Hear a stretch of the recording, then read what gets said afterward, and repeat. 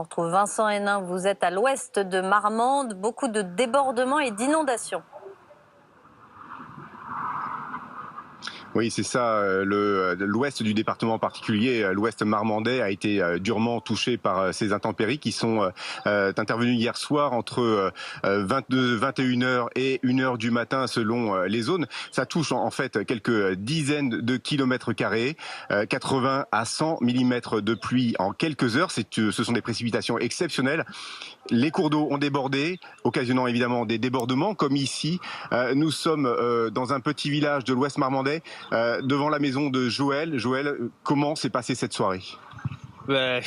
Comment dire, ça a été catastrophique. Il a commencé à pleuvoir vers 21h, 21h15. Il y a eu un déluge. Et l'eau est montée en 3 quarts d'heure, l'eau est montée et comme on peut le voir sur les images, j'ai plus de 40 cm d'eau dans la maison, donc c'est inhabitable, c'est incroyable. C'est incroyable. Alors on le voit effectivement, l'eau est redescendue, on voit encore la trace sur le mur. Malgré tout, les dégâts on a fait nous le tour de la maison est complètement dévastée, il y a eu beaucoup de peur. Beaucoup de peur parce que j'ai une femme et des enfants en bas âge, donc ça a été le moment le plus dur de la soirée. Mais après, voilà, c'est que du matériel, c'est malheureux parce qu'on a tout perdu, on n'a plus rien, absolument plus rien. On est à la rue, on n'a plus de meubles, j'ai des amis qui sont là pour évacuer le peu qui est évacuable, mais effectivement, je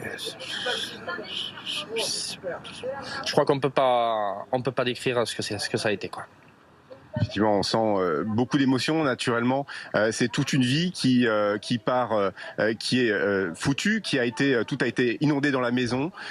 Aujourd'hui, Joël et sa famille n'ont plus d'habitation. Leur assurance leur parle de 10 jours d'hôtel, mais après, c'est là toute la question pour les sinistrés.